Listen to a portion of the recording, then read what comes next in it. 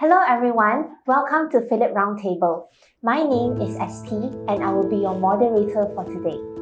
At the most recent FOMC meeting, the US Fed increased its benchmark interest rate by 75 basis points in response to growing challenges and rising inflationary pressure. In these trying times, how do we find the possible opportunities? We are pleased to be able to have industry experts in today's Phillip Roundtable to discover potential opportunities amid mounting challenges. I think, as it relates to these two specific markets, obviously we're looking at different growth trajectories, different policy measures, both monetary and fiscal. So I'll start with China first. And more recently, the announcement that was made yesterday with regards to the loosening of quarantine restrictions. Now, this is something that we believe has put a cap really on investor expectations and sentiment in China. This has created a lot of different issues from supply chain to consumption, industrial manufacturing, retail sales.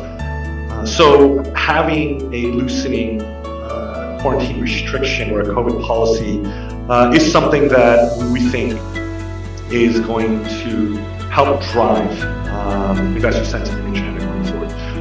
The first is, what has happened is we've already seen the 75 basis points Fed rate hike, and how does that affect Malaysia's really?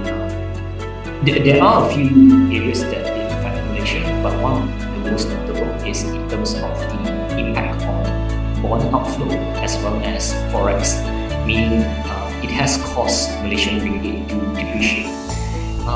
What happened is when US raised rates, and on the other hand, Malaysia has not really raised rate as fast as US, the interest rate differential, meaning if you are an investor, in the past you invest in Malaysian bond, but now when you look at the yield in US bond has increased at a much faster pace, you may start to think that, hey, maybe US bond is more attractive. US has obviously been the most direct impactee of higher rates, right? And I think Chia Wei actually summarized it very well.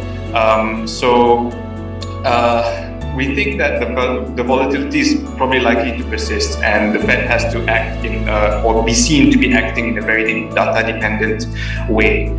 They've not really ruled out another 75 basis point hike at the upcoming July meeting.